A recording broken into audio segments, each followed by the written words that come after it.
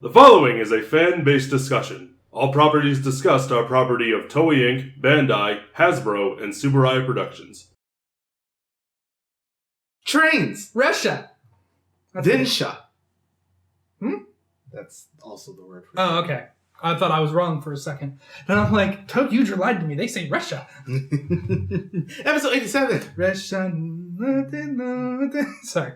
Ressha Sentai ToQger. ToQger. Been looking forward to this one for a little bit. I have too, because I really wanted to rewatch this show. Because this show came out after we started? No. We were in the living room when episode 2 or 3 came out. Yep. Yeah. Because you and I were laughing our ass off at the monster who raised his swords in the air, then the tunnel came up and broke them. And then he just looked sad. And then when I saw the episode, I realized the scene you were laughing at. Because he was in another room going, what the fuck is going on in there? Yeah, I was in my room. Oh, God. Yeah, ToQger. This was the last Sentai that aired while we were in college. That is true. Yes, that is accurate. Wow. Anyway. We're old. Let's go ahead and start off where we usually do. The opening. The opening. Let's go for it. It's one of the best. It is honestly so fucking great. So hype. It is so... I was literally listening to it when I walked into his apartment today. Yeah, he was. We're not playing it. No, I'm not. I'm looking up if I can... Yeah, no.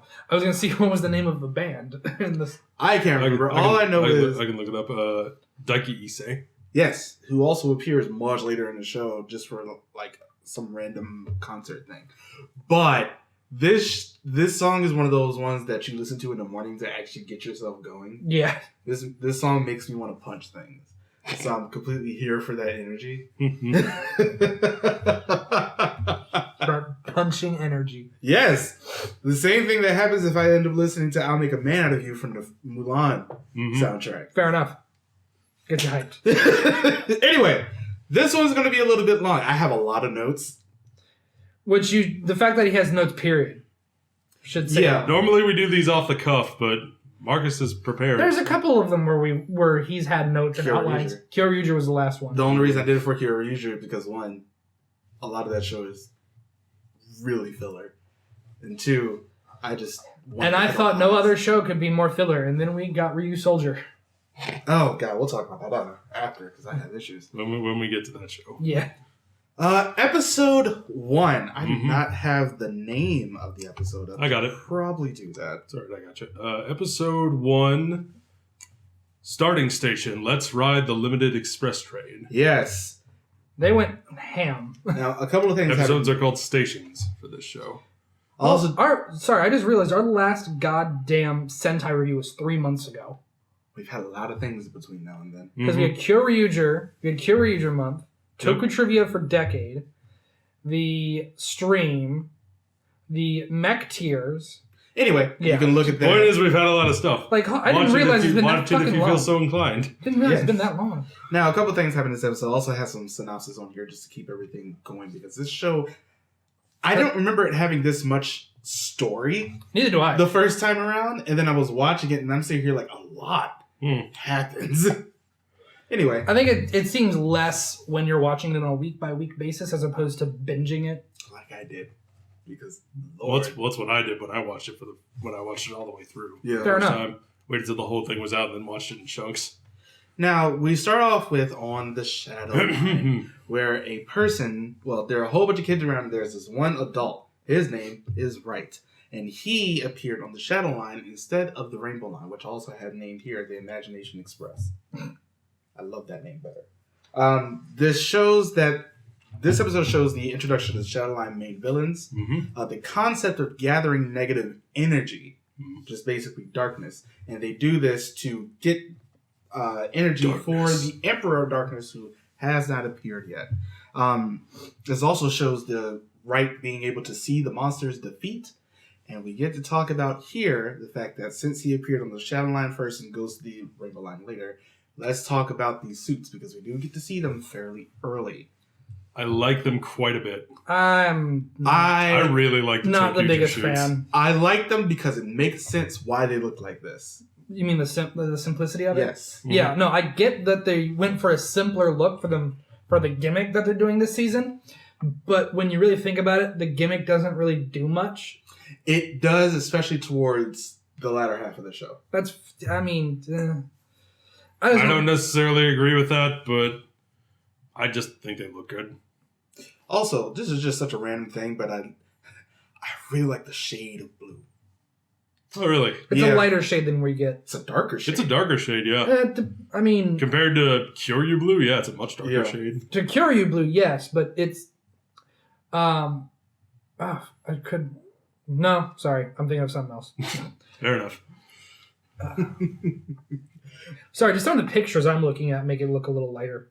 Yeah, I really like these suits. Like, because you know me, the ToQger Ranger suits are pretty much my favorite ones, simply based on simplicity. It would be the Q Ranger ones, but they have a problem of having a mouth. So here we are. This episode also introduces a couple of people who are actually on the Rainbow Line in Ticket and the Conductor, and we see the main villains of the Shadow Line, at least at the very beginning. Let's talk about the mech. It's fine. It's blocky is what it is. I mean, we're going to get even worse next season. He's right, you know. I don't think blocky is the right term for that. It's just, you tried. They didn't want to do this again, or any of the other train mechs that they've had since that are individual train cars that make one mech. It's just this. And Magi Ranger? No, that's a single. It's a single train, but each train car is still a different appendage. Whereas this one is trying to be 5 full trains Tokyo put together, and in some cases has a smoking train dick. It only happens once. Once was enough, I guess. The internet. Once was enough for the internet. Yes, when you seen a picture of the toy version with that, and Deno's riding the train dick, that doesn't leave your brain ever. Yes, we've seen the picture. I think this mech is totally fine. How does it hold anything? It doesn't. It has a sword. It's one of the windows opens and it goes in that way. It's very simple.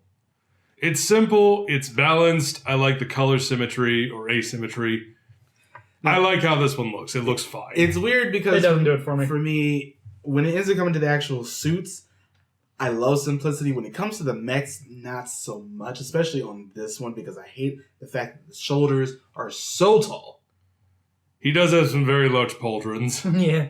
They are problematic, for lack of a better word. We're also getting some individual weapons here that form the Renketsu Bazooka, which might end up being one of my favorite just finishers. Really? Overall. Simply because... You're not the type to care about weapons, so I'm a little surprised to hear you say that. No, it's not so much the weapon, it's the finisher itself. And I say the finisher because it can basically become anything. Oh, yeah, because it's powered by imagination. Yeah, imagination! That's one. It reminds me way too much of the Go-Onger final combined weapon. Because of the track? Yeah, and when Green got introduced, it became I'm pretty sure that also became part of it. Green and Black, yeah. Yeah. So it reminded me too much of that, but I definitely understand where you're coming from. Though, I just like it because it's nice to see individual weapons that combine into a final bazooka again. That's one thing. Yeah. Which I've always liked. There is, as we said. But why is Wright's the only special one that has, because it can... It's Ivy. It's the Rurouni Kenshin weapon. I was thinking the... Ivy from Soul Calibur? Yeah. I mean, but that too. I was sort of upset because in the first episode, Kagras can, become big. And then the mooks go through it. We'll talk about the mooks in a second. And they become tiny, and then she just pokes them. That was fucking funny. How often does she use that's the only episode, and I'm sitting here that's broken. So that's probably why. That's what happens when you have a limited effects budget. There's also the concept, as we said earlier, the gimmick of line transfers. Where they get to become each other's color, and they get their weapon. I like it. But they keep their number on their chest. Yes. Yeah, that's their identifier. That's why they're called by their number instead of their color in the show. I don't mind the gimmick, on paper. I don't know. Again, I just don't... And I did not rewatch the show, to be really honest. I'm going based on pure memory here. I just did not have time. I just don't remember it being really that much of a game changer. I did rewatch it. In terms of combat. I did rewatch it, and I can tell you it's used very situationally. Yeah. It is not used to the effect that something like this could be. Like, you mentioned she can make them small and just, like, poke them out one by one. You could do that for any monster, theoretically, but they don't. It just wasn't, I don't think it was executed to the way it should have been. They do end up getting a little bit... It's a fun little gimmick to have in a couple of episodes, but they just kind of put it by the wayside eventually. That's Not really. Me going back and rewatching this, I realized that they actually end up using it a lot, especially towards the end, where they have to go certain places and they have to use it. Yeah. It ends up becoming a lot more necessary in some cases, and I enjoy it because of that. But the end it's not the impression I got, but each their own. The end of the episode, when they are back on the train, Ticket says you and your friends might as well be dead. Mm-hmm. Also, they have no memory of pretty much anything. They only know that they know each other. Mm-hmm. And that's pretty much it for the first episode. But they all have amnesia. I will say this. They set up a lot in this first episode. They did. Especially with the amnesia aspect being worked better. One thing I did not like about the first episode was that after going off of Kyoryuger, seeing the first episode of this and seeing Right, I just went, oh shit, we have King on a train. He's not as bad. No, he's not. But just from the first episode, where he's like, I can see my victory, and he punches the monster single-handedly. And I'm just sitting, and it made me worried at first. Yeah, I don't blame you. He was so overconfident. Initially watched it, we're just like, Now, the shadow line, this goes into episode 2. God, I really wish this was I remember watching when we first get introduced to them. I just remember praying, please let this be a show that's led by the villains, because I fucking love the villains of this show. Fun fact. It more or less is, because... It's half and half. Yeah. Not the villains that I wanted it to be, mainly because... We didn't get Ranger. But anyway. So we get introduced to the shadow line. Well, we got introduced to them in the first episode, but this episode, the generals, we see that the Shadow Line will actually take over towns and will change the name of it to something that is related to the Monster of the Week. Yep. Or related to his abilities. Yeah. And there are some fucking weird ones in this show. Really great monster designs all around. Yeah, they have amazing. Not just the generals, but the mooks and the monsters of the week in general. Did that list ever get released? Our top 10? No, I don't think we never did it. No, we recorded it and then it got fucking No, we never did it. I could have sworn. That was one of the ones we never did. I could have sworn we. I know we made the list at least. We made it. We made the list. We never filmed it. Speaking of the mooks, let's talk about the crows. The crows. Fucking love them. Lovely, lovely design. They are. It's like they took. I bring it up because these were our number one. People asked for top 10 minions. These were our number one. Yeah. They remind me of the Die Ranger ones, leveled up. Yeah. I can see that. But they have fedoras and they have Tommy guns and shit. It's really cool. They're gangsters, and I love it.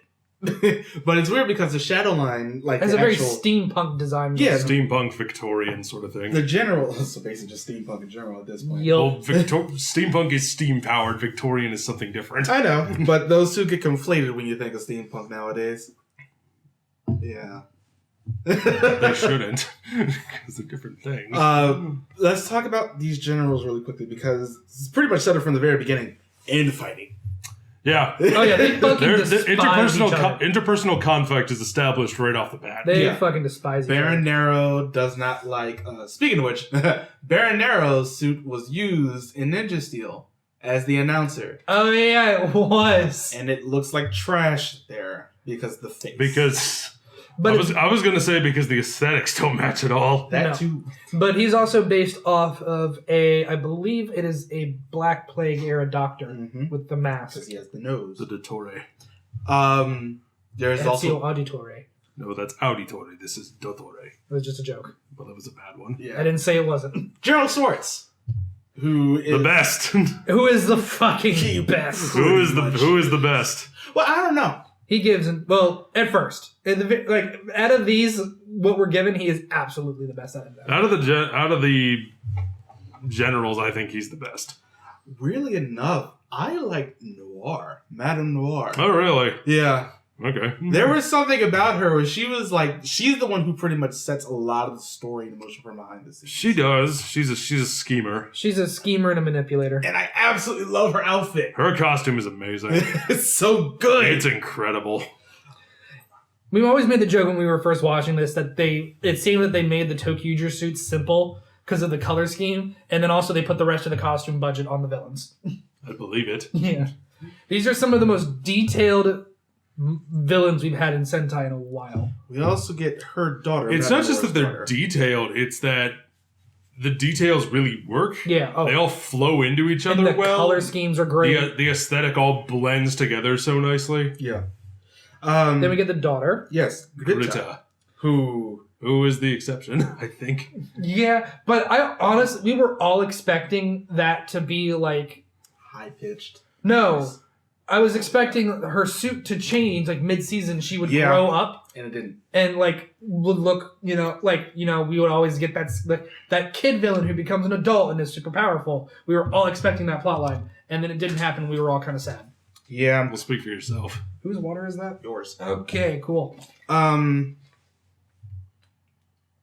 Okay, so basically Noir is setting up her daughter. She's sort of grooming her. To be The wife. To be the Empress. The Emperor's wife. Yeah. Yes. And the ToQgers in this episode figured that their town, which they do not remember the name of, has been taken over by the Shadow Line. yes, that they had to find it in order just to get back. In episode 3, they sort of expand on this, where It's near water. while Wright and Kagura get knocked into the water as you do in any tokusatsu, and they remember that their town is located somewhere by the sea. By the sea. And over the next couple episodes, of course, because we're at the beginning of the show, we get various support Ressha, like shield, tank, car carrier, which I was like, I guess. Why not? These are Ressha, and a little bit later we get the fire and police Reshas. And Grita is shown over these next couple episodes, like from episode 3 to basically just the rest of the season, that she has a thing for general shorts. She's older than her costume design makes her out to be. True. Yeah. I think it's just because of the fact that her eyes are so big and her face is so wide that it makes her look younger. But no, she's, an adult. of marrying age, I guess, in this case. And they see that, there are other support Ressha out there, but they've been lost to the Shadow Line. And they set up that only kids or people with, really high imagination, but it's almost always kids, can see the Rainbow Line. Yep. Because they have the imagination capacity to see it. Yes. And this is something that we actually get in for a little bit. Just like in Kyoryuger, they have, Mook giant robots in this case. Like the last ones, they had those big dinosaurs. They had giant minions. Yes, they had giant minions, and the regular trains that Shadowline has could turn into Kuliners. I honestly totally forgot what they look like. Yeah, I'm mostly going off of my notes here. That's fair. So, I don't mind the Kuliner. I like the fact that they actually utilize these trains. That's something that I'm glad they kept from Kyoryuger. Well, Gokaiger did it too. Yeah, they just enlarge. We've had big minions are not a new concept, or minions in mechs are not a new concept. No, Shinkenger did it too, but I'm referring to they seem to have a mech of their own or a giant. It's different. It's not just an enlarged version of the minion. I know. So that's what I was referring to. But no, I see what you're saying. Yes. Also in these episodes, Schwartz threatens that he will take over the Rainbow Line at some point. As you do. It doesn't happen. As you do. In the episode that Diesel Ressha gets introduced, there's also a man that Mio has a crush on throughout this episode. It deals with the Monster of the Week. Yep. Guess who the guy is? Who is it? Geki Chopper. Ha! Okay.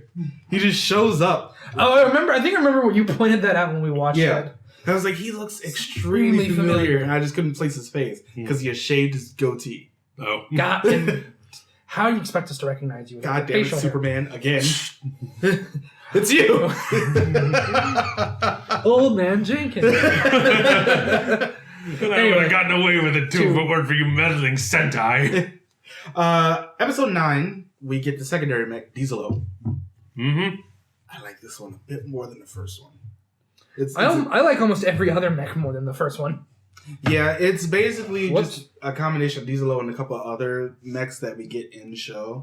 I think the thing that makes it a little bit better for me is because the pauldrons, even though I still don't like it because they're so big, They go that way. They go that way instead of straight up. They're more rectangles as opposed to large cylinders. Meanwhile, Tokyo over here has some massive blind spots. But somebody from Kamen Rider ZO went, yes, notes. Giant shoulders. Good. W. 5. Others. Anyway, episode 11. This is the first appearance of the Emperor of Darkness, who Baron Nero said that he was going to go get at some point over the last couple of episodes. Excuse me. It's hilarious because he gets off the train that they were on and goes to an amusement park where he meets Wright when they're on sort of like a day off. Yeah. He meets Wright first. And I think the most interesting thing about this interaction is the fact that they get along at the beginning. Because I've mentioned this when he was in our top 10 villains, Sentai villains, Zet was. And I think one of the most fascinating things about him is he has an affinity for his own weakness.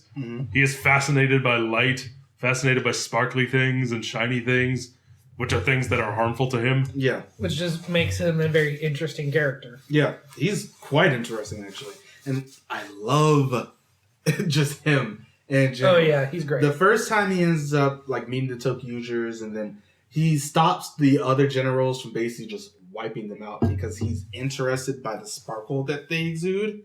So he basically just lets them live. But he ends up sending out his minion Lamp Shadow. You amuse me.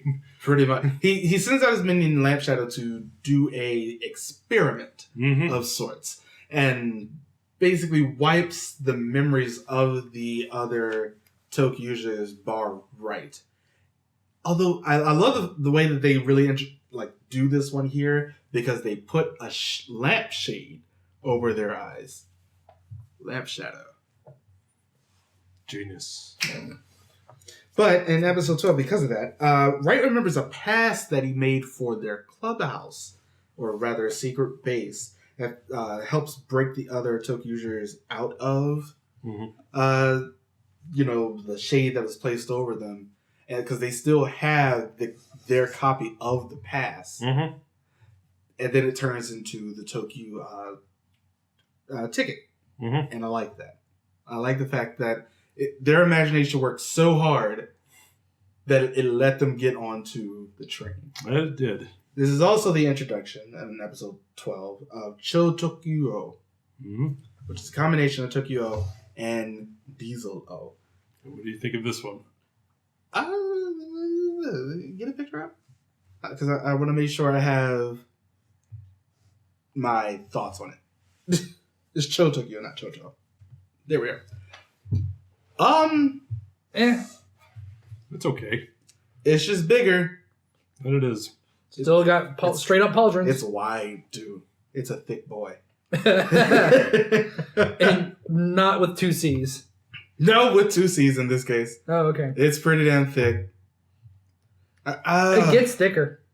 It does. I'm not the biggest Especially fan. if you rub it. He takes a victory sip. I'll be here all week, folks. I'm not the biggest fan of this. I just think it looks better than the base Tokyo. It just gets wider. That's pretty much what it does. They just widen the JPEG. Yeah, that's really all they do. And add some burgundy. Burgundy. And orange and teal. I mean, it's a good color to add. Burgundy. Yeah. We don't end up seeing a lot of anything burgundy. So I appreciate that. Hell, we haven't really even gotten any Rangers based on a deeper red color since Hurricaneer? Yeah. With the Go Riders. Okay.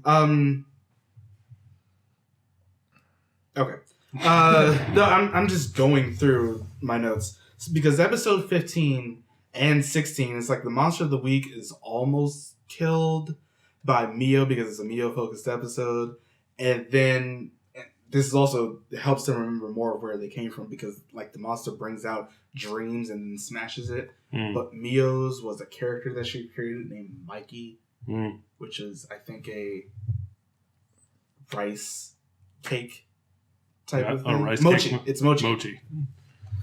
That makes so much more sense. Yeah. A lot of darkness is actually gathered in episode 16, and at the end of episode 16, we get to see the Applet Changer and the Build Ressha are shown. Episode 17 through 19, we get introduced to our Sixth Ranger, who's actually a previous Shadowline general, which is interesting. This brings up a dynamic that they actually sort of expand on later.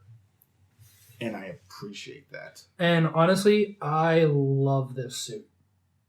Zardom has to be convinced by Wright because Zardom is always out there saying that his reign brings people despair. He doesn't want to do that because he's now disillusioned with the Shadowline after seeing a rainbow.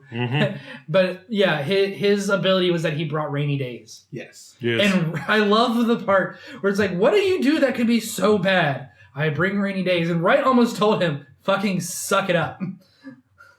This sucks. Why are you doing this?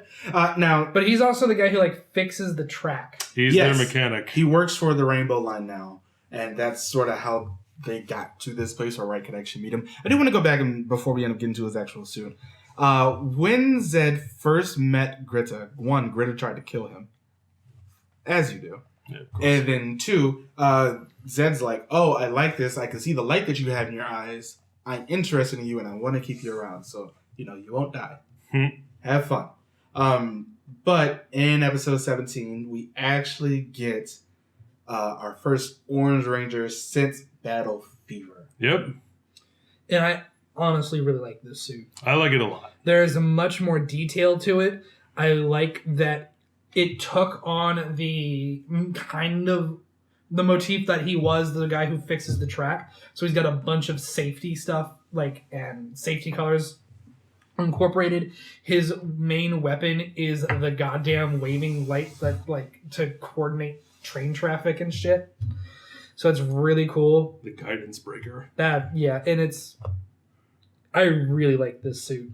I love black is such a good accent color for orange here. Oh yeah, especially since the accent color with the rest of them is mainly white. Yeah, is a lot better.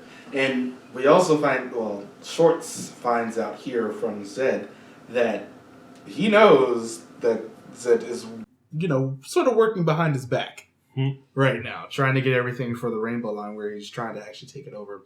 And Zodom gets a new name after Hikaru and the others initially didn't believe him, but after seeing his resolution to actually help Wright after Wright gets captured by the monster of the week, the monster uses some band around their head to, whenever their name is said, they get hurt. So they give him a new name with the Renketsu Bazooka of Akira Hijino. I like the way that they did this. Oh, yeah. His name is no longer Zado. I also like the fact that his entire purpose in this show is to find the perfect place to die.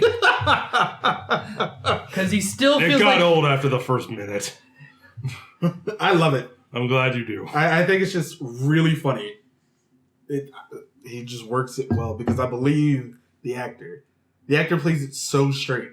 And I just appreciate that about him. He's always excited. He's like, this is perfect. I can die here. And then he does it. He's like, oh, well, next time. And just walks away. Episode 19, Build Dio. It's not depressing. So we can talk about the Six Rangers mech here. And the fact that he immediately customizes it. I like that. Yeah, I really like this mech, actually. I like it's this a good mech one. quite a bit. It reminds me a little bit, obviously, of Beatbuster. Oh, yeah. His mech, because it's also, a crane, more or less. But yeah, I really like this mech. The only issue I have with it is the feet. This is a nitpick, if anything. The feet are so flat. Yeah. But I get why they're so flat. Yeah. But... Okay. Now, the next couple episodes are where the story... the story has been constantly going because obviously they're always looking for their town. But in episode 20 through 29, it's just a constant, All right, story time. Because Noir finally finishes the wedding dress for Greta, and Baron Noir is always looking like at her because he knows that she's planning something. Mm-hmm. And in episode 21, Greta says that she does not want to marry the Emperor, and then her mother tells her the true purpose of the wedding. Mm-hmm. Because of that, Greta ends up running away. Well, she confides in General Schwartz that they must flee. And Baron Nero is just like, the fuck is happening? I always knew that something was actually going to end up, there's something happening in the background. But he's an idiot. So that's sort of, like, he's not an idiot, but he's treated as the butt of all the jokes. Mm-hmm. That's sort of his purpose there. This episode is a Switch Bodies episode. It's like Soap Shadow or something, like Bubble Shadow, and he causes people to slip, and when they slip, they go into somebody else's body. Mm-hmm. I was like, that's a take. I appreciate the creativity. Mm-hmm. We can do it. That is one word I would use to describe this entire series: creativity, imagination. imagination. It's just another word for it, but yeah. They had a lot of ideas that they wanted to try. This episode actually also ends up setting up a bond between Mio and Greta because their bodies end up being switched, and they talk, and Greta confides in her that she really does not want to marry the Emperor. She actually wants to marry General Schwartz. And then, their bodies end up getting switched back, and then Greta goes and arrives at the place that she and Schwartz have planned to elope, only for him to have escorted Zeta there. Mm-hmm. So he can retrieve his bride-to-be. I'm sitting here like, Schwartz, you dick.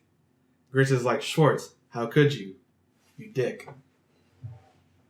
Episode 22 has the wedding of Greta and Zeto, and Greta ends up absorbing him. Yeah. And I'm sitting here like, well, That she does. I guess. This is her mother's plan the entire time, and changes her personality to a much harsher one. She's now the Empress. Yes, Empress Greta, for the very small time that she ends up having this title.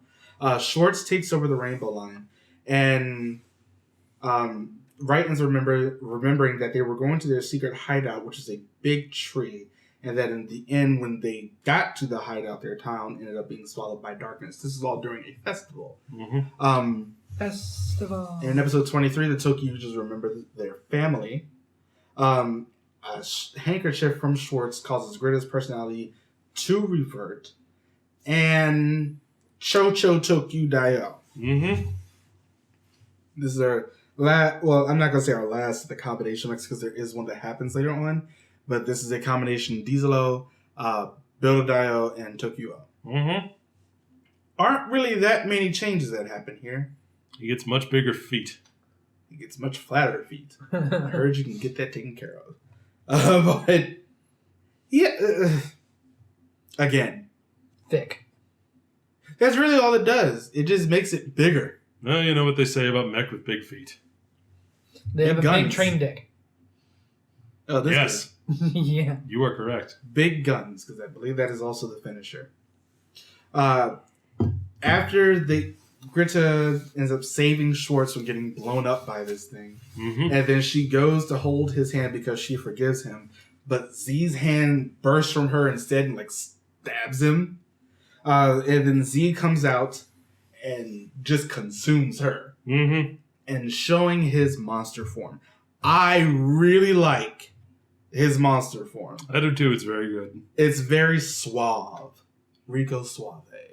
And I approve of that. If you get that reference, 10 points. They cannot be redeemed for anything, but you get the 10 points. Oh, well, good to know. But yeah, I like his new form. I just think it looks really cool.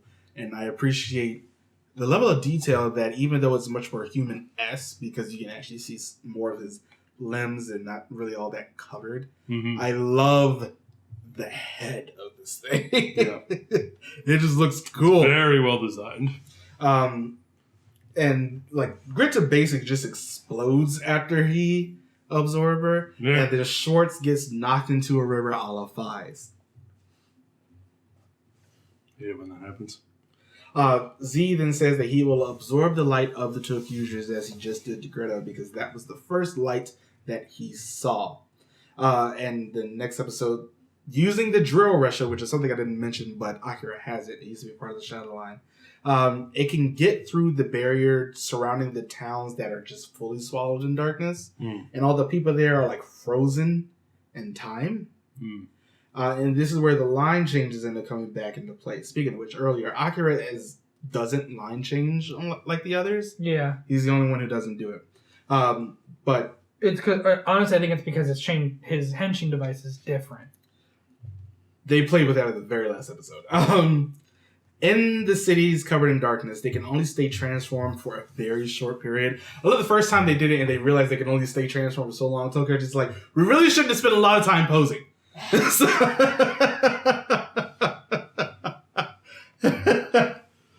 But yeah, this is where the line changes into becoming much more story-based, because whenever they end up going into these towns actually swallowed by darkness, they can line change to extend the timer. I think that's a good way to bring that into the actual show itself. I mean, I see what you're saying. It's just that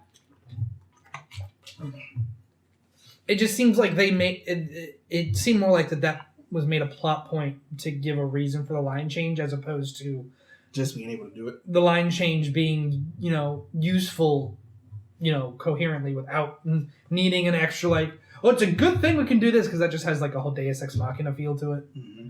But I was also just mainly referring to in combat. It makes no difference. Now, yeah, I definitely do agree with you though. Now, episode 25, we see that Nora tried to end up killing the Emperor the same way that her daughter did the first time that they met. Doesn't work, but Z decides, I'm just going to call him Z because that's pretty much exactly what his name means, decides to keep her around, and she sees that her daughter is still alive in a reflection that in the mirror that the Emperor has beside his throne. And she starts knitting, as you do when you're a widow. Crocheting. Actually, I love, speaking of widow, they mentioned at some point, like the first time that she meets them, yeah, ToQger is like, you have a husband? And Schwartz, after getting knocked into the river Alafais, I'm just gonna look. That was a thing that Inoue could not help himself on. But he comes out of the water and sees that his damaged but still intact Curliner. Episode 27 through and 28, we have the introduction of Martinez Mork. All of the names have something to do with darkness or black. I can't remember what her name derivative is from. Is it German? No, that's Schwartz. Yeah, it is. What is Mork? We'll look it up. I don't know. Scandinavian. The Swedish Mork and Danish Norwegian also as well. Well, we have some etymology there for you. This also introduces the Hyper Ressha and Hyper ToQger. I love her design, by the way. Her design is so good. Her design is wonderful. She's such an awkward old lady. She's just always up on the Emperor and trying to get him to get away from thoughts of the light. But yeah, let's talk about the Hyper Ressha and Hyper ToQger. Not a fan. Not a fan of the Hyper Ressha. It's lazy. It's like one of the worst power-ups ever. Yeah, because it's awful. It's just so lazily constructed. It is lazily constructed, and as it's used in the plot, it's never used effectively, I think. I get that it has to also be simple in design, quote unquote, because it can also be transferred. But at the same time, you think about Shinkenger. Yeah. But Shinkenger's was a jacket, essentially. Yeah, but it's basically the same principle. It is. But train versus samurai. This is a hunk of plastic they slapped on top of the costume. And the train ends flap around constantly. Oh yeah, I didn't mind its introduction when it comes to the fight of Right versus Zed. Yeah, because it's like we had to have something to balance out his darkness. This is a lot of imagination and light in one place, so it was a great fight. But one, it looks like garbage. And two, that finisher takes 7 years. It does. Right, it didn't catch a cannon. Hold on. 2 more. Okay, where'd he go? I'm behind you. Jack Q looks at you and goes, "Bitch, we told you not to do this." I'm not a fan of this canon, by the way, because No. it isn't taken the place of the much more interesting Renketsu bazooka. And as he said, it takes 7 years. You have to load it 6 up. goddamn. Well, no, you actually don't, but they start doing that later on to give it more power. But I'm just no. No, the mech on the other It's hand. poorly designed and The mecha poorly hasn't happened implemented. Oh, okay. I thought you said we were going to talk about the mecha. No. Okay. Schwartz ends up coming back in this episode. He fakes teaming up with the ToQgers to stop Zeto What a fucking shock. and takes the drill Ressha. And he's basically the reason that he basically wants to fight against Zet now, not because of the fact that he stabbed him, but because of Greta. Oh, yeah. So he's just like, you killed her. How dare you? Prepare to die. My name is General Schwartz. You killed my Greta. Prepare to die. Because Princess Bride can be made into anything. All right, now I put this. They use their imagination. Inconceivable. You keep saying that word. I don't think it means what you think it means.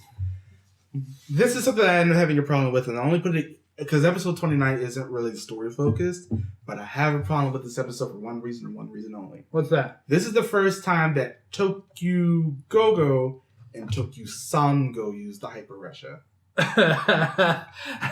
Because heaven forbid, you can't have one of them use it. They both have to use it. They both at have the to use it at the same time. fucking time. I hate it. We didn't buy enough toys. You have to share this one. I hate it so much. Simply because of the, like you said, can't have the girls use it by themselves. Nope. No, we can't. It was stupid. Very stupid. It was pretty goddamn bad. All right, now episode 30 through 32. This is the introduction of the Hyper Terminal. Mm-hmm. The Rainbow Line president, who is a man with a bunny hat. It's dumb. It makes no sense. It's dumb. But what on the fucking Rainbow Line makes sense? You've got a robot caretaker. You've got a guy with a Wagon. puppet. We didn't mention her. Wagon. Yeah, Wagon. The horny robot. Yeah, she is a horny robot lady. I was And saying, you got a goddamn monkey puppet. Sense went out the window because we're talking about imagination. My problem is not bunny. my problem is not that it doesn't make sense. My problem is it's dumb. why is it? There is a dumb? difference because it's stupid. It looks dumb. But they never. I think the thing that helps that is they never make a big deal out of it. Although sometimes they'll say that your head is crooked and then they'll fix it. Yeah. And it's just like they treat it seriously, so it's just done. And I love the fact that they don't really do a lot to it outside of the initial meeting of the ToQgers with them. Hilarity. If you say so. Next. Now they end up having to go to the Hyper Terminal because their trains are just sort of covered in darkness and they need to be cleaned. Zeta sees this, decides that he wants the terminal, goes to it, but he can't get in. What? Sorry. He kind of makes him sound like a spoiled brat, but that's kind of what he is. I want it. Get it. I'm laughing because I was like, wow, he sounds like a spoiled brat. Oh wait, he is a spoiled brat. Now, since he can't get, it's like there's this whole thing where Grits is sort of trying to come out at the same time. You can do it. Tell Tell us who you really are. Ends up leading to one of the ToQgers fighting the monster of the week. Wright goes off to fight Zed, which leads to Mork and Nor and Schwartz going to also fight him and also fight Schwartz at the same time. Uh-huh. It's an all-out fight in a very enclosed space, and it's very well choreographed. Some of the choreography in this show, I wouldn't think I would be here for, but I was completely here for it in this episode. It reminded me a lot of the episode of Shinkenger where it was... The 1v1v1. Yeah. It was that with one extra person. Technically two, but Nora's like, yeah, just don't kill him because Grit is still alive. And this is also when Shorts finds out that that she's still alive as well. At the end of the episode, the conductor tells Wright and the others that the ToQgers are disbanded, which leads to him going to speak to the president. And on the way in the terminal, they see the reflection in a panel at the Hyper Terminal itself, showing that they're still children. Mm-hmm. Children in the bodies of teenagers. It's not so much of a twist, but I love the way that this scene is shot. I love the way it's shot and acted. However, They've never seen their reflections up to this point? I think it's no, they have, but I think it's a principle of the hyper terminal. You think that's what it is? Yeah. Okay. Because, it didn't seem like it'd be a normal reflection type deal. Yeah. Because it just shows all of them, and I love how shocked they look, how shocked one of the kids who play their children selves looks as well. And Akira is just in the background like, what's that? What? No. Whoa. Maybe I can die over there. But I'm just going to lie on this train track. Why didn't I think of that? I love it. Of course, this ends up shocking them, but they realize that they still have to fight to save people, which basically just retracts what the conductor said. This is also the debut of Hyper Teo, which is the Hyper Terminal's mech form. Mm-hmm. It reminds me of the ultimate, like the Go Say Great. Oh yeah, where it's like the gold face and everything. Yeah, it kind of reminds me of that. But at the same time, it's blocky. It reminds me a lot more of what we mentioned earlier, Magi Shine, his mech. That's fair. Which I'm not a fan of. No. So, because it's so... This one is definitely designed better. I think you mean bulky instead of blocky. A little bit of the same in this case. Okay. Because Magi Shine was very bulky. It wasn't really blocky. It was bulky. Yeah, it just looked... nothing will match up to this one. So, I mean, Grand Liner was like the train mech. Yeah, I think this one's okay. I love the black and gold, but... That is true. I like the black, gold, and red. It looks... Aesthetically, I think it's a pleasing mech. Its head's a little too long. Yeah. It's wearing a big crown. And if you say so. Earlier, Zeto was... That's why I said it. I'm saying I don't see it. I know. Earlier, Zeto was injured, so they ended up taking him back to Castle Terminal, which is their... Give the baby a Band-Aid. Place. In this episode as well, the ToQgers remember their last names, and they sing Twinkle Twinkle Little Star at the end of the episode, which is a plot point because Zeto has been singing this a few times, but when they start singing it, Zeto also starts singing it at Castle Terminal. Mm-hmm. In episode 35, Zeto is frustrated at not being able to take Greta's light completely, and Moric stages a coup at the Hyper Ressha Terminal. Mm-hmm. Tokyo Roku goes to fight Schwartz to get the Drill Rusher back so they can break through the barrier the Shadow Line has set up around the Hyper Ressha Terminal, but has to make a deal with him to get it back because, he just couldn't. But this deal later turns out to be that when the time comes for Schwartz to go and attack Castle Terminal directly, Akira has to come with him. And also, we never talked about Akira's monster form, have we?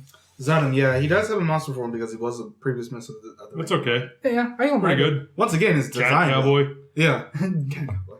Who's that? What it is. A what cowboy? Cat cowboy. Oh, okay. Also, it's got a very melty motif because rain. Because of the rain. It looks like it's very wet. Never noticed that. Because rain. Yes, I heard you. I just never noticed. Now they do end up getting into it because Zet and the others are on the Hyper Terminal. They break in using the Drill Russia, and this leads to Tokyo Rainbow, the last mech that we end up getting in the show. Mm-hmm. Yikes. Once again, it looks like a mech wearing giant shoes. It really does. You know what it sort of reminds me of? One of the later, of course, because Shinkar's mechs were not great either. But because of the fact that these, the trains are just attached to it, it looks so much smaller. Mm-hmm. I don't like it. I think it's because it's not the full train like we're used to seeing. It's just the locomotive. Yeah. The front piece. It does give you a sense of scale for how big it is when you see how small the other locomotives look on it. But I mean, it's large and in charge. Yeah. Thick. With 3 seats. With 3 seats. I was going to say this is a 4C at least. But no, it's a C cup. It's a C cup. It's a hot mess, is what it It's a is. triple C cup. Yeah, it's not great. It's a hot mess. It's not great at all. I'm not a fan of really any of the mechs in this show. No. So I can tell. But yeah, over the next couple of episodes, Akira has this sense of urgency because he knows that Schwartz is eventually going to end up calling on him. And in episode 39, he gets called on by Schwartz to help him out and put his plan into motion, which ends up having him fight the ToQgers under Schwartz's orders. Mm-hmm. It's Christmas time, so that's sort of the whole reason that Schwartz decides to go and attack Christmas time. the Shadow Line because their powers are weakened at the time because people's imagination run wild. Baron Nero It's and Christmas, why wouldn't it? Yeah. Baron Nero and Madame Noir see that Greta has taken over the Emperor's body temporarily, and Noir tries to use the flag that she knitted to get Greta out. I don't know how it does it. All I know is that it does.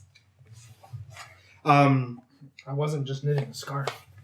Episode 40, Greta said that it would be catastrophic for everyone if she actually ended up leaving his body. Z takes over again and blasts Noir out of the castle. Schwartz and Akira go to attack Castle Terminal, leading to a chase of the Imperial Curliner by Schwartz out after the fighting him. Mm-hmm. Tokyo Rokugo falls out of the Curliner, and the ToQgers bring him back to the Rainbow Line, but it turns out to be Zeto. But he's injured, so Greta takes over again. Schwartz and Akira find Noir, and who asks for their help in freeing Greta from... Marcus, I have to stop you. Yep. It's pronounced noir. Noir? Noir. That way. You keep saying nor. Yeah, why not? The Castle Terminal has been shaking the entire time that Zeto has been away, and finally surfaces, showing the ToQgers their hometown. Mm-hmm. Episode 41, Greta is returned to her own body, which leads to... Unfortunately. Yeah, which leads to Zed taking over in a new form, which I'm not the biggest fan of. Really? I don't. It feels, because of the fact that the previous one was so well designed, this one feels sort of like a step back. It feels over designed. Like, we're gonna have as many spikes as Sephiroth does at the very end when you're fighting him in his one winning angel form. Spikes. But no, I get that. Like, I like the coat that he gets with it, but I'm just like... Yeah, he does look like a porcupine demon. Yeah, it seems to be a little bit too much. Very final bossy, though. Yeah. Fitting. He is the final boss. That's the point. It was a compliment. In this, Madame Noir Thank you. is killed. There you go. And Schwartz escorts Greta onto his train, and then he is killed. Is something wrong, Matt? Nope, just holding in a bad pun. Move on. At the end of the episode, the ToQgers forgive Akira, and She Z notices... Noir more. Damn it. Nope. And Zeto noticed that the terminal, Castle Terminal, has gotten... That was terrible. Yeah, it was. It was absolutely awful. Zeto notices that the Castle Terminal has gotten darker, which he does not like. Oh, I can't see. I'm gonna stub my toe. That's the finale, is the Shinkendra's navigating the castle without attempting to bang their shins on a coffee table. You mean the ToQgers? That's what I said. You said the Shinkinders. Same show. They all blur together after a while. Yeah, I actually agree with that. All the same fucking colors. They're in there because of some random special they have to shoot. Metamorph is testing a theory, and this is like... I would love to see those two teams try to interact with each other, by the way. That would actually be really amazing. And no. And it would be hilarious, because you know who the only one who would be able to see the train would be? Gold. Hanori Kotoha. Oh, yeah. More than likely. I was thinking gold, too. Maybe. But he's just so obsessed with fish. And or not becoming one again. That's a video we should do. Teams that we want to see interact with each other. Oh, that'd be a hell of a Toku talk, yeah. We could do that next. Madame Morgan's attesting a theory as to why Zeto is so obsessed with light. And this episode also sees Hikari and Kagura locked in a dollhouse by Dollhouse Shadow. Mm-hmm. I only mention this because the houses are being burned down. They get out, of course, because it's Sentai. And it's Because otherwise the show would be over. or it would be the 80s where they just kill you. But Not this late in the show. But it burns down at the end of the episode, and right thinking Tell that that to Operate Killer. Well, Operate Killer, Dragon Ranger, they were the quote unquote Beat 6 Buster. Rangers. These are the part of the main team. people have died before. Yellow Jetman Black. But Key Ranger, the original yellow. I could have sworn the two The that second one did. Oh, okay. But Wright, thinking that he failed them, falls to the ground, and Akira sees that darkness is seeping off of him, which he really does not like. Mork's theory is confirmed as the reason why Zed is so obsessed with light, because when the ToQger's hometown was swallowed, he saw the lights of the team, specifically Wright, shining brightly. Because he had never seen anything like this, he became obsessed with it. Episode 44, Greta comes up with a plan to more or less sink Castle Terminal, while also giving the ToQgers back Subaru Gahama. I have not mentioned the name of it because it is a mouthful. Mm-hmm. What is this again? Subaru Gahama, which is the name of their town. The name of the episode, too. Wright, however, is forced to stay behind. He's actually tied up as the darkness in him connects him to Zeto, and the president of the Rainbow Line is worried what would happen the next time that they fought. Of course, Wright ends up escaping onto the Ressha when they go to try to attack Castle Terminal, as Greta leads them on there. Wright ends up meeting Zeto at the secret base and unintentionally accessing the darkness in him when he tries to transform. He transforms into Tokyo Ichigo Black. I like this suit. It is actually pretty cool. Because it's sparkly. It's not just a matte black. It's more sparkle black. I really like it. I wish they would have done a little bit more with it. I feel like that would have been interesting. But yeah, it's a good suit. So I'm just like, you know what, Wright? I'm behind you on this. I approve. You can picture up. I actually forgot that happened. He gets Found it. Yeah, he gets a bad score at another earlier episode. Like, people are so worried about the grades. That was the whole purpose of the Monster of the Week. Yeah. And he gets a 0, but he's like, I'm used to getting zeros. This doesn't work on me. And then he gives him a negative 100, and he turns into Tokyo. Tokyo go white. Because he got depressed. Yeah. Tokyo Mainasu Yakugo. Yeah. It's so good. I love it. But yeah, darkness. Sad, depression, dark. Darkness. What? I like... A heart can live anywhere, even inside data. Darkness. What? I like the way that the black suit works. And even though it's late, it doesn't feel shoehorned. Okay. I say that because of the fact, like, you'll sometimes end up having something that happens at the end of the show for no explainable reason. It just does. Yeah. But since they set this one up a little bit, even though I feel like they could have... Well, they actually have been setting it up for a while, ever since they first met. It's like, obviously something between them was going to happen, but you didn't know what happened right. We just didn't know it was going to happen. Yeah. Or rather, when. And then it happened. Episode 45, Akira drags Mork and Nara out of the castle. This is also the first time that we actually get to see him use the Hyper Ressha. I was about to say Mork and Mindy. Ha! No. But yeah, this is the first time that we get to see him use the Hyper Ressha. And Greta begins moving Castle Terminal back to the depths of darkness. But Zeto finds her after fighting Wright and apparently kills her. Weird scene, because it goes outside and all you hear is her scream. You know what it reminds me of? Astronema. Because her conversion back to evil happens off screen.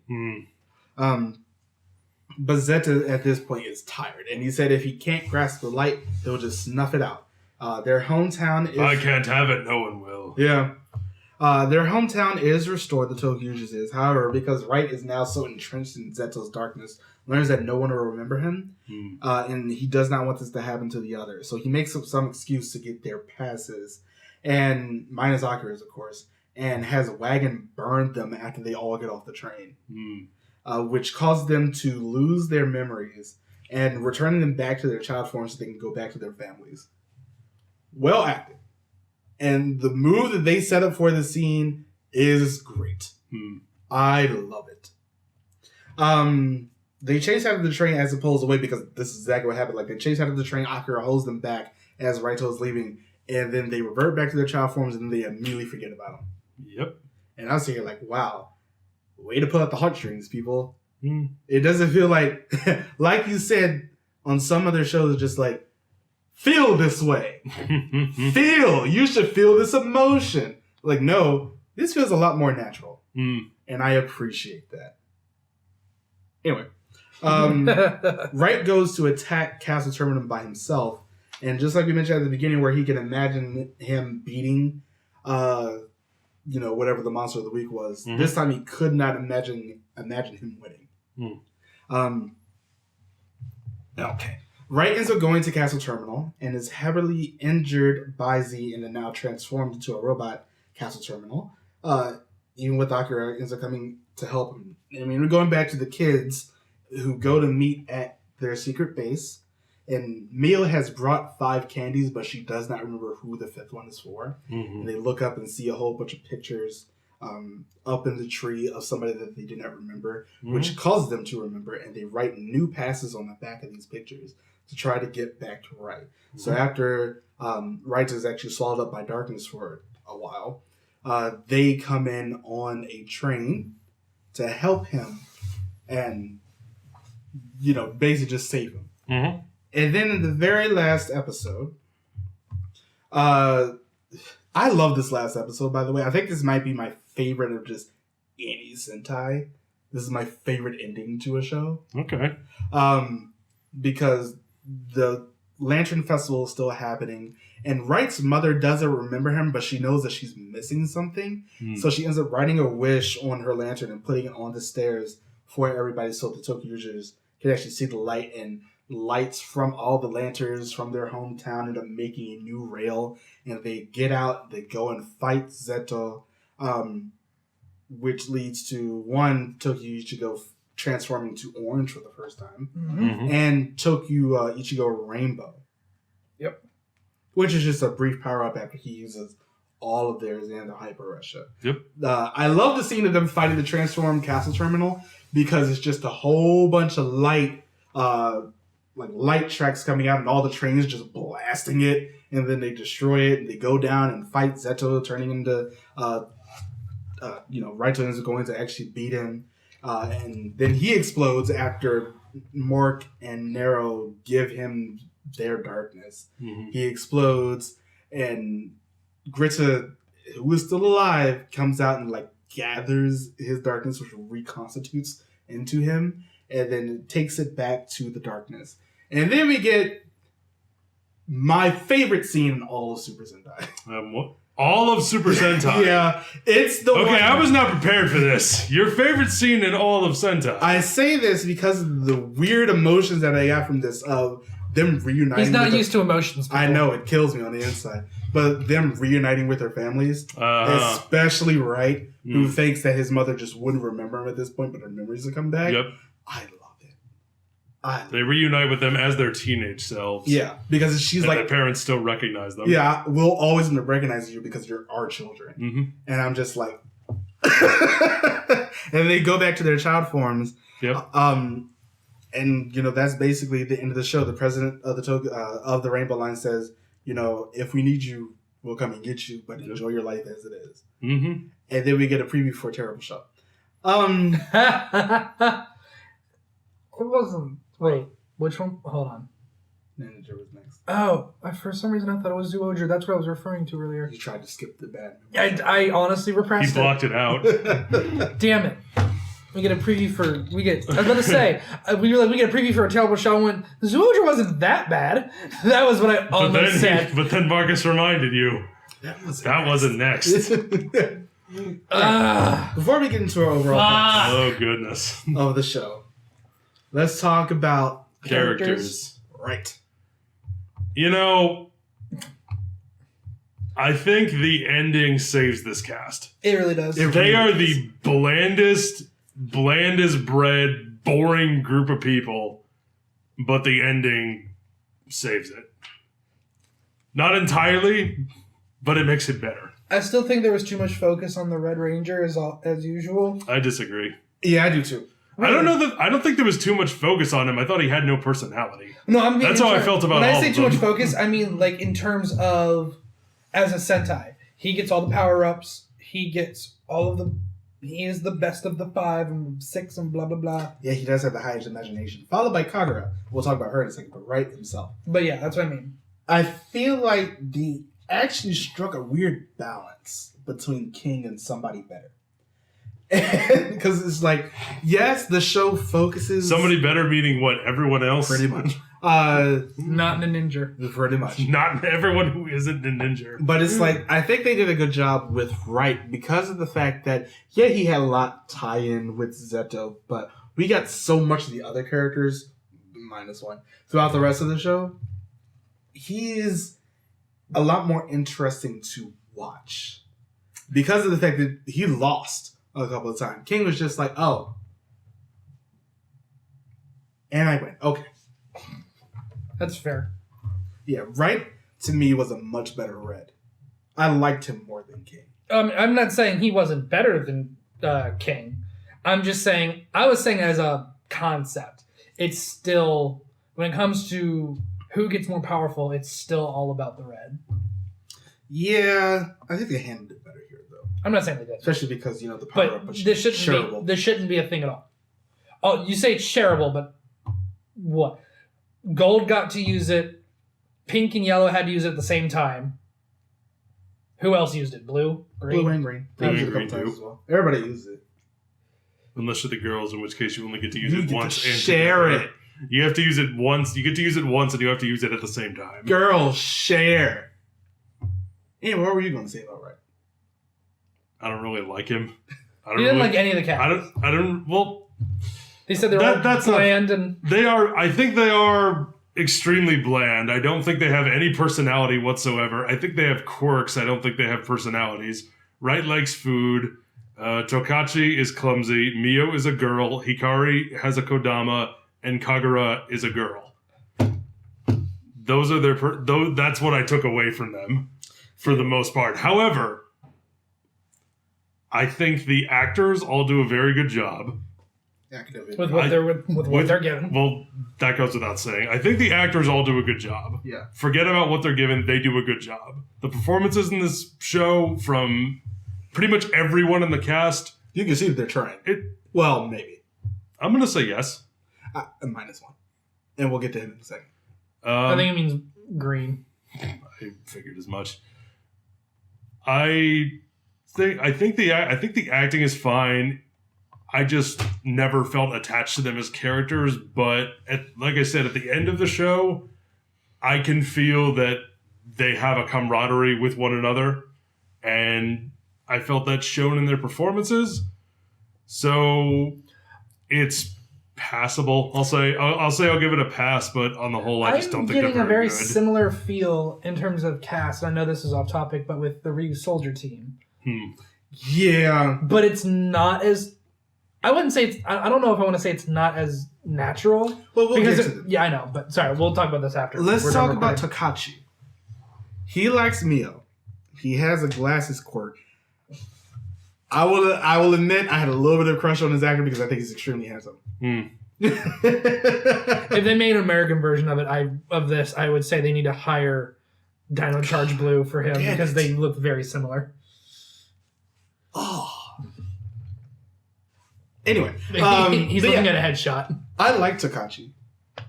I think he had, weirdly enough, the most. It's like him and Kagura had the most outside of Wright.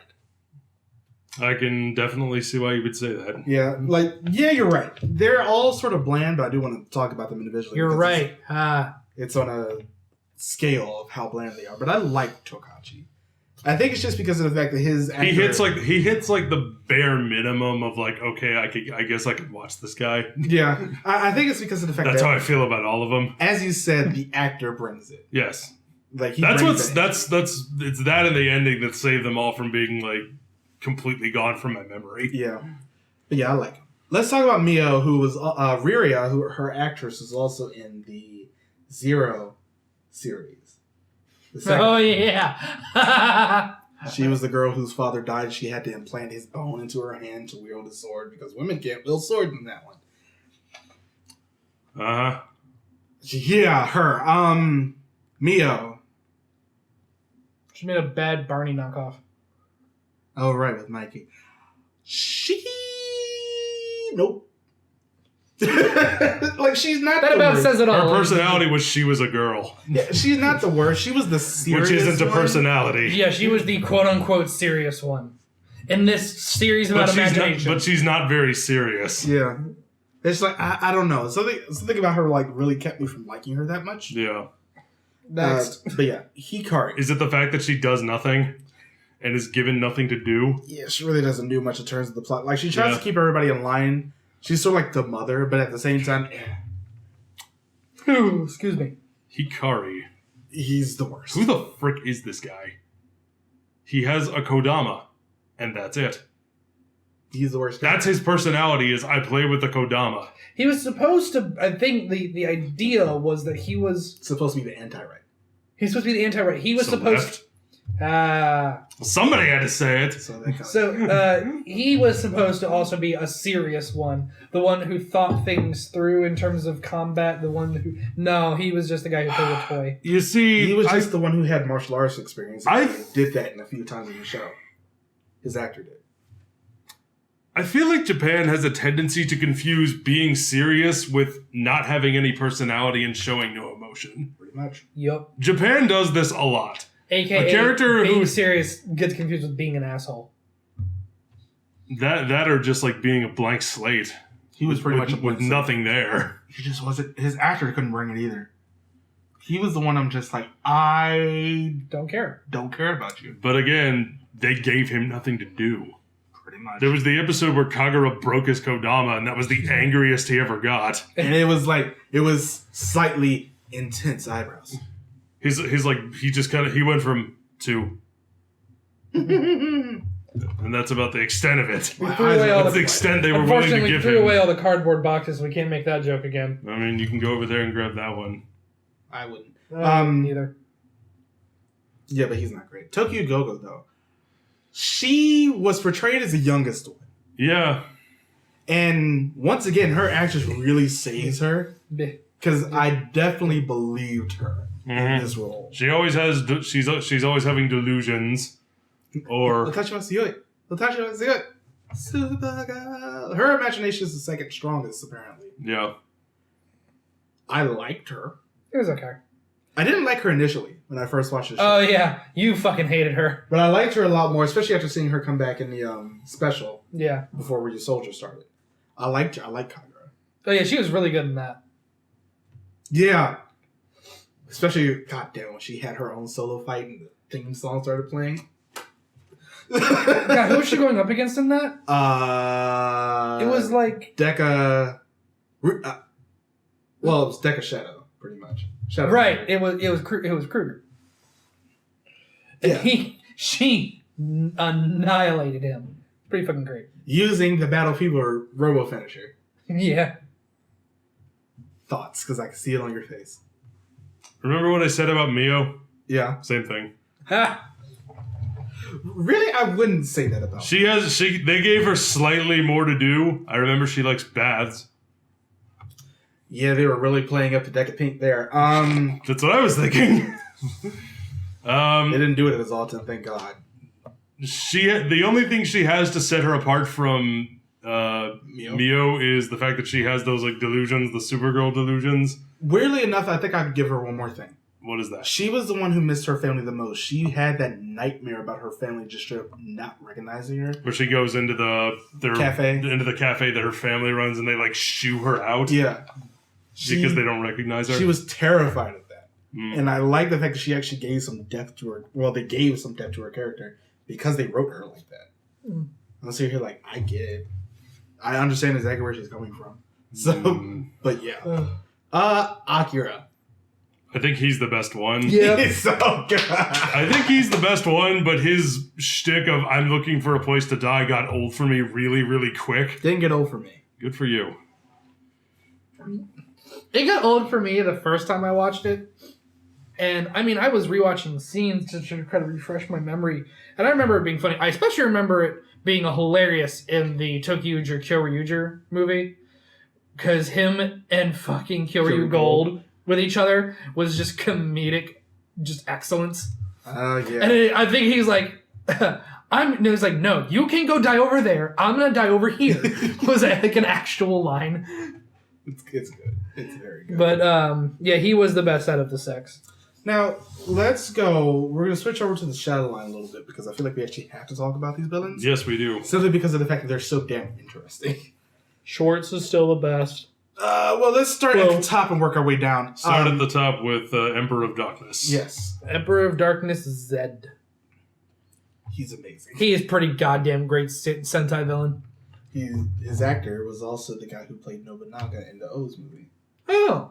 Cool. I'm not going to talk about that anymore because that movie was trash. But I thought it was okay. Zet is amazing. His want. I don't think he's amazing, but I think he's fine. I think he's written exceptionally. He's definitely above average. And I say that because his whole thing was, this is something I can't have, but I want it so bad. Like a spoiled rich brat. He's probably rich. But Emperors tend to be rich. I enjoyed seeing him just hunger for this so much, which was his entire motivation, but it didn't feel contrived. It felt good. Just watching him constantly fail to this, up to the point where he got fed up, where this is something he couldn't have. I love seeing him just act.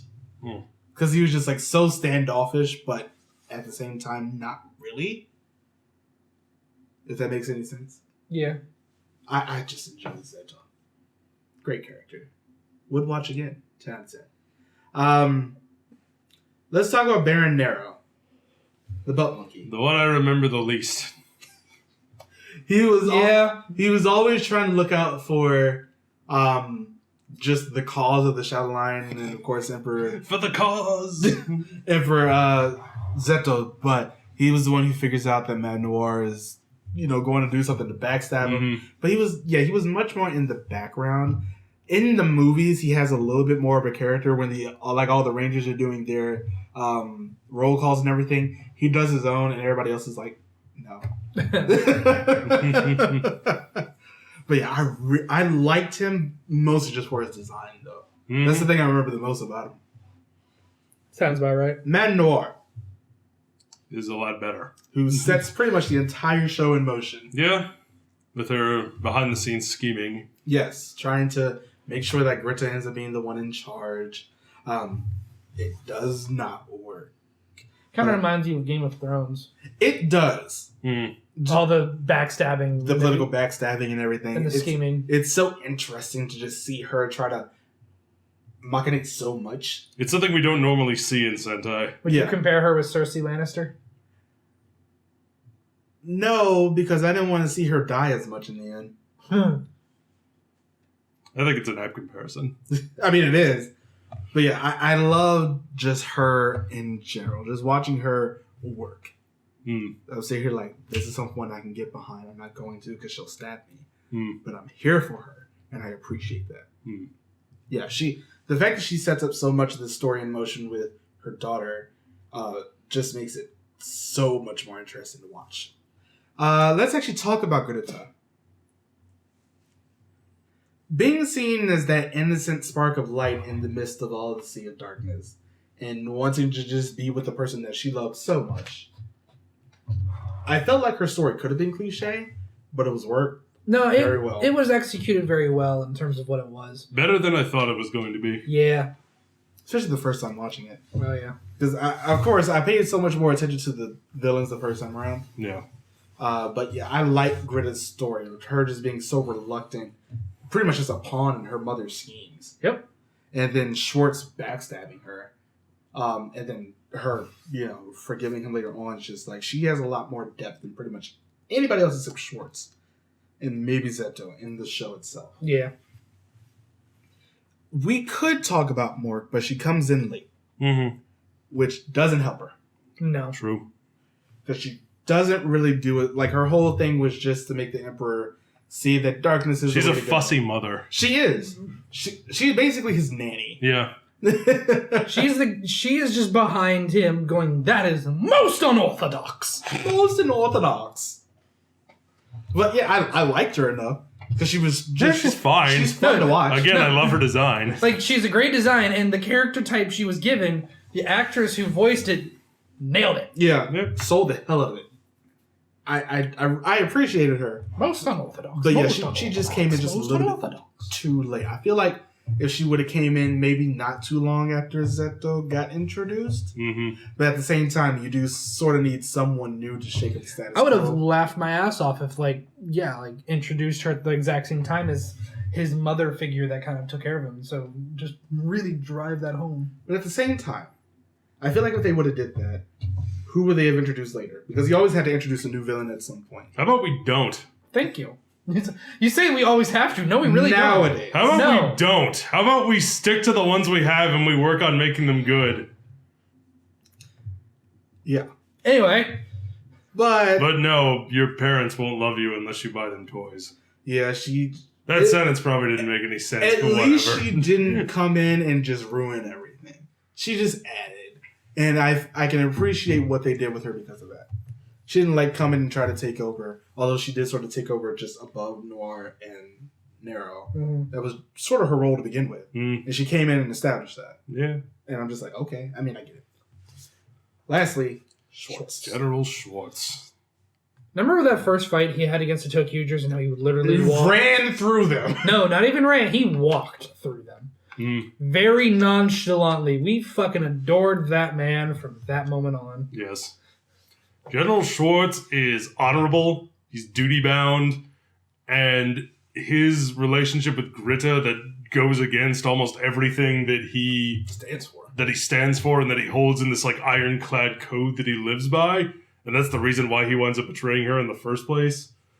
And then to see him get conflicted by that, it's all handled very well. I think the best thing about him and Noir to an extent was the fact that their motivations changed as the show went along. At the beginning, it was just about honor and serving the Shadow Line. And then after he ends up getting betrayed by Zeto, is and kills Grita well, he thinks that he kills Grita at that point. It's about getting revenge. And then at the end, it's about saving Grita. Dying for her. Out of all of the villains in ToQger, he is the one I would want to mess with the least. Yep. Yeah. Silly because he's so resolute in his actions. He's extremely resolute, and if you get in his way, you're going to go down. Yeah. Either you or him is going down, and if he dies... We're going down in an earlier round. And Sugar, we're going down swinging. Marcus fucking hates us. I'm amazed I remember those words. Yeah, I love Schwartz. That song came out when, 2007? Let's not talk about that. Let's not ruin the moment. It was almost 13 years ago. You're old. Yeah, I like it. I liked him a lot. Now let's talk about the whole show as just a whole entity. It's definitely above average in terms of Sentai. I like this show quite a bit. It's fine. I like it so much more. Your opinion of tokusatsu in general has just plummeted in the last 2 years. Because you're rewatching a lot more of it. Mostly watching a lot more of it, but what can I say? I have opinions. No, I'm not saying. I have taste. I'm making an observation. That's all. I just think it's a solid entry.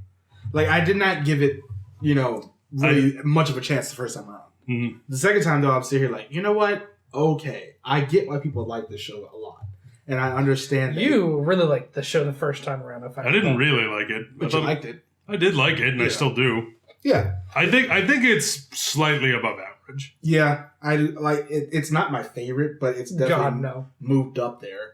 It's just there are enough solid B tier. There are enough good things in this show that did we do a tier list for all? We did. Okay. I think this one made B, and I think I was the main one who argued for it in B.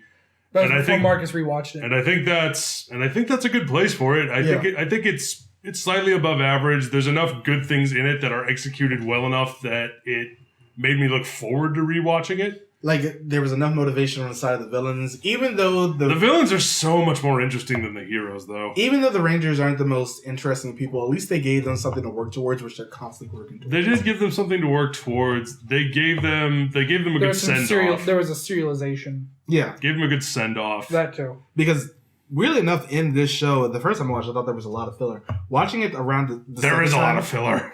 Well, it's the fact that, and you can see just because I have so many episodes just on my outline, there's filler, but it feels more like the story is at least constantly moving forward.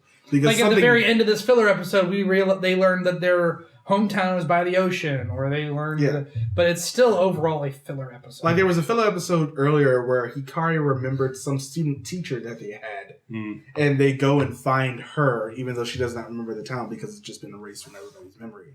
But at least they knew that this is somebody who taught us. Let's go there. But yeah, I definitely recommend watching it. I would too. Yeah.